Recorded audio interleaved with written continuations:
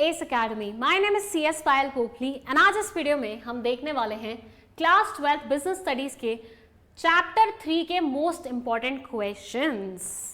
Yes, S academy channel पे हमने दो तरह की सीरीज स्टार्ट की है। पहली सीरीज में हम हर एक चैप्टर को 15 to 20 मिनट्स में कंप्लीट करके उसका फास्ट ट्रैक रिविजन करवा रहे हैं। उसी के साथ साथ हर चैप्टर के जो मोस्ट इंपॉर्टेंट क्वेश्चंस है ना, हम उसे कवर कर रहे हैं हमारी सेकेंड सीरीज में। इसमें हम MCQs, 3 marks questions, 4 marks questions, 6 marks questions सब कवर करने वाले हैं। तो दिन में 2 वीडियोस आएंगी, सुबह आएगी फास्ट ट्रैक रिविजन की, शाम को आएगी आपकी MCQ मतलब दीज मोस्ट इंपॉर्टेंट क्वेश्चंस वाली वीडियोस। दोनों ही वीडियोस आपके पेपर से पहले आपको देखना अनिवार्य है। रीजन बीइंग, अगर आपने ये दोनों देख ली ना तो आपको और कुछ करने की जरूरत ही नहीं है, ऐसा मैं बोलूँ तो। ठीक है, तो चलिए फिर चैप्टर 3 के मोस्ट इंपॉर्टेंट क्वेश्चंस में MCQs से शुरुआत करते हैं। पैटर्न सेम रहेगा जो हम 2 वीडियो से करते हुए आ रहे हैं। आपके सामने क्वेश्चन लिखा रहेगा, आपको वीडियो को पॉज करना है, क्वेश्चन रीड करना है, आपके अकॉर्डिंग जो सही आंसर है उसे मार्क करना है। कमेंट सेक्शन में लिखना चाहो तो लिख सकते हो।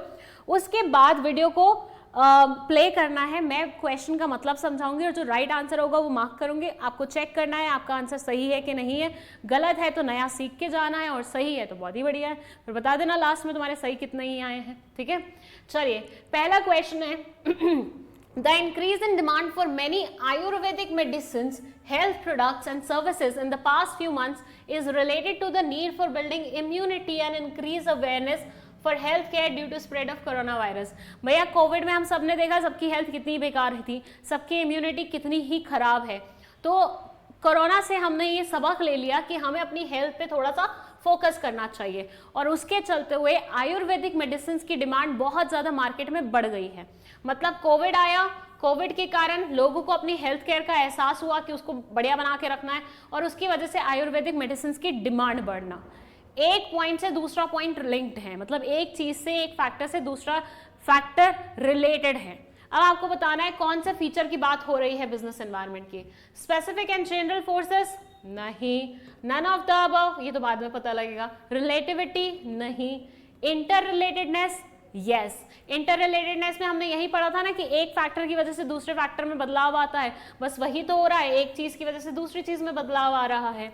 अब ये ना केस बेस्ड क्वेश्चंस हैं, ऐसे 1 मार्क के लिए भी आ सकते हैं, 3 मार्क्स के लिए भी आ सकते हैं, तो ऐसे केस बेस्ड क्वेश्चंस की प्रैक्टिस करके जाना। ठीक है, राइट आंसर यहाँ पे होगा B, interrelatedness. Second question, demand for LED TVs are increasing day by day, thus TV manufacturers have started making LED TVs instead of LCD। पहले LCD चलता था, आज की डेट में LED TV चलता है, तो ज़्यादातर मैन्युफैक्चरर्स ने LED TV बनाना शुरू कर दिया क्योंकि जो डिमांड होगा वही प्रोडक्ट बनेगा। यहाँ आपको बताना है कि कौन सा वाला सिग्निफिकेंस बताया गया है बिजनेस एनवायरनमेंट का। फर्स्ट है helpful in tapping useful resources. Resources के बारे में बात करिए, नहीं करी। Helps the firm to identify threats and early warning signals। कोई थ्रेट आ रही है क्या? नहीं आ रही। Helps in coping with the rapid changes। बदलते समय के साथ आपको बदलने का मौका देता है बिजनेस एनवायरनमेंट का सही समझ, तो ये होगा हमारा करेक्ट आंसर। मतलब यहाँ पे C will be the correct option।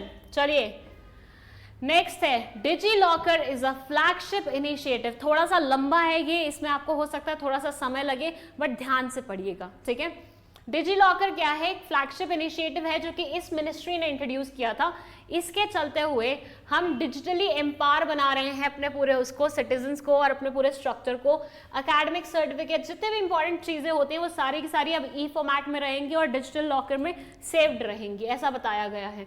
अब आपको बताना है कि ऊपर वाले पैराग्राफ में बिजनेस एनवायरनमेंट के 2 डायमेंशंस के बारे में बात हो रही है, वो कौन कौन से हैं।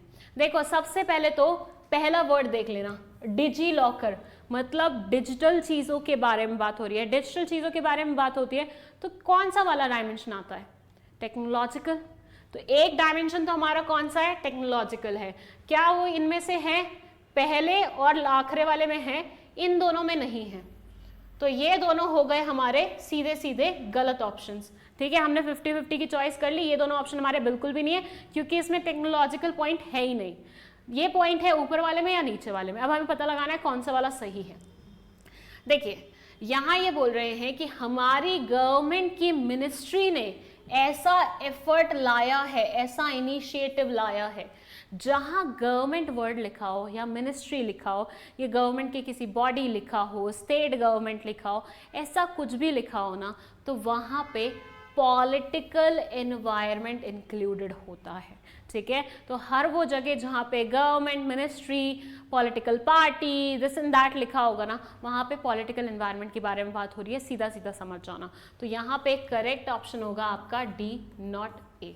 ठीक है, अंडरस्टूड। क्यों हुआ है मैं वो रीजन भी आपको बता रही हूँ, सो दैट अगर इससे सब्जेक्टिव क्वेश्चन आ जाए तो आपके पास रीजन हो लिखने के लिए। चलिए इसी बात पे चलते हैं नेक्स्ट क्वेश्चन पे। मैं बार बार नहीं बोलूंगी कि पॉज करके वीडियो देख लो, मतलब क्वेश्चन देख लो, तो मैं खुद से पॉज करना है और खुद से रीड करना है, अंडरस्टूड।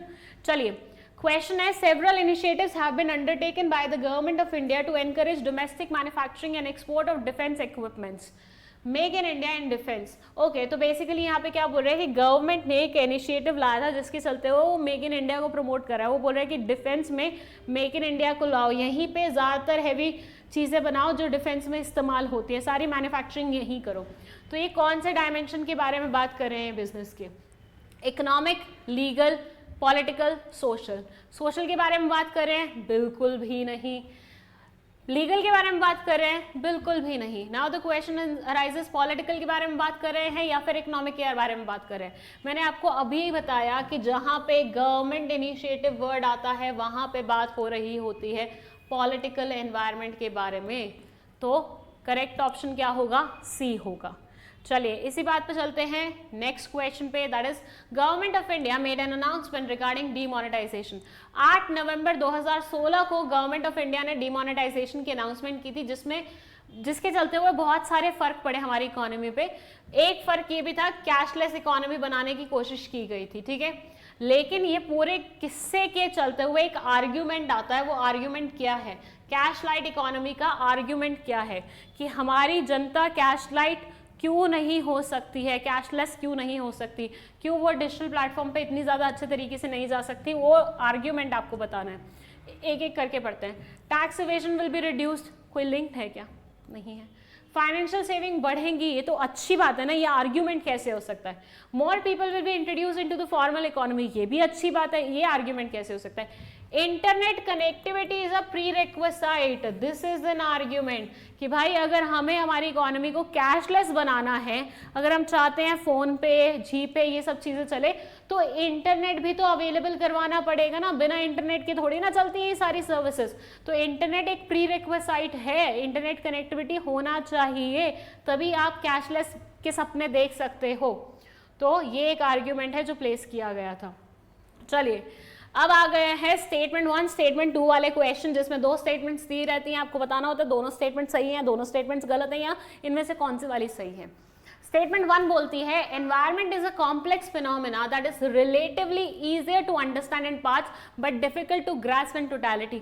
एनवायरमेंट एक बहुत ही कॉम्प्लेक्स चीज है जिसमें इतने सारे फैक्टर्स हैं जिनको आप इंडिविजुअली फिर भी समझ सकते हो, लेकिन इकट्ठे मिला दें, टुगेदर मिला दें, तो वो समझना थोड़ा सा मुश्किल हो जाता है, which is true. Frequent environmental changes in the field of technology and fashion industry are related to the uncertainty of business environment। ये बोलते हैं ये जो बार बार environment में changes आते हैं, जो टेक्नोलॉजी में changes आते हैं, ये uncertainty से belong करते हैं, मतलब business environment uncertain है, that's why ये changes आते रहते हैं। ये भी बात सही है। तो दोनों बातें ओवरऑल देखा जाए तो सही है। तो ऐसा ऑप्शन ढूंढिए जिसमें लिखा हुआ है कि दोनों स्टेटमेंट्स ठीक हैं। Both the statements are correct, C will be the correct option. चलिए नेक्स्ट क्वेश्चन, पहले खुद अटेम्प्ट करके देखिए। असर्शन रीजन का क्वेश्चन है, demand for saris may be fairly high in India whereas it may be almost non existent in France. Sari की demand India में तो बहुत है, फ्रांस में नहीं है। Business environment consist of numerous inter related and dynamic conditions of forces which arise from different sources. जो हमारा बिजनेस एनवायरनमेंट है वो बहुत सारे इंटर रिलेटेड और डायनामिक फोर्सेस से मिलके बना हुआ है, जो कि डिफरेंट सोर्सेज से आती हैं। बात तो ये भी सही है, लेकिन क्या इस बात और इस बात का कोई रिलेशनशिप है? असर्शन रीजन के जो क्वेश्चंस होते हैं ना वो इस तरह से सॉल्व किए जाते हैं कि दो चीज़ें दी होती हैं और रीजन में जो चीज़ लिखी होती है वो असर्शन में लिखी हुई चीज़ का काइंड ऑफ रीजन होना चाहिए, काइंड ऑफ उसको एक्सप्लेन करती हुई होना चाहिए। ये दोनों लिंक्ड है? नहीं है। तो ऐसा पॉइंट ढूंढिए जिसमें लिखा हुआ है कि ये दोनों स्टेटमेंट्स तो सही हैं लेकिन एक दूसरे से लिंक नहीं है। Both assertion and reason are true and reason is the correct explanation of assertion. नहीं, करेक्ट ऑप्शन होगा हमारा यहाँ पे कि दोनों ही स्टेटमेंट्स करेक्ट है लेकिन रीजन में लिखी हुई चीज करेक्ट एक्सप्लेनेशन नहीं है असर्शन का। चलिए नेक्स्ट फिर से असर्शन रीजन वाला क्वेश्चन में साइड हूँ, पॉज कर सकते हैं आप। Entry of new firms in the market may make an enterprise think afresh about how to deal with the situations. एक नए फर्म की एंट्री मार्केट में डिसाइड करती है, मार्केट मतलब ऑलरेडी एग्जिस्टिंग एंटरप्राइज को, कि कैसे उसको सिचुएशन से डील करना चाहिए।